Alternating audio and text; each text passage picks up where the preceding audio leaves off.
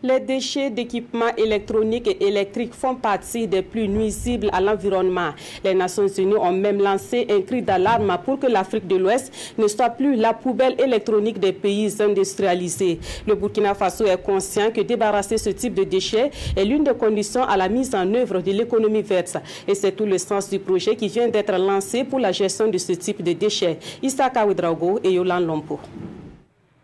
Les équipements électroniques et électriques rythment le quotidien de nombreux Burkinabés. Cependant, ces équipements usagés ont une durée de vie très limitée et se transforment en un temps record en déchets électroniques et électriques.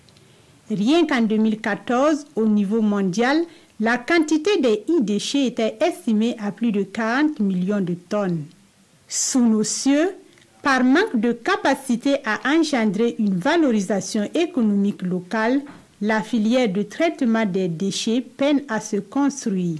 D'où le lancement du présent projet d'une durée de 5 ans financé par l'Académie de recherche et d'enseignement supérieur de la Belgique. Ces équipements contiennent non seulement à côté de métaux précieux, et des métaux en général, des substances chimiques qui sont dangereuses pour la santé. Donc on doit absolument s'intéresser à ces déchets et traiter ces déchets de manière d'une part à ce qu'ils n'affectent pas la santé des populations, mais d'autre part il faut essayer d'en tirer profit parce qu'il y a là vraiment ce qu'on appelle une mine urbaine au point de vue des métaux. Un centre d'expertise scientifique pour la gestion des e-déchets sera mis en place à l'université de Koudougou. Et ces deux signatures de convention scellent ici ce partenariat. Un double niveau de satisfaction, la question du traitement des déchets, mais aussi la question des compétences en ressources humaines dont on va disposer. Outre le ministère en charge de l'enseignement supérieur,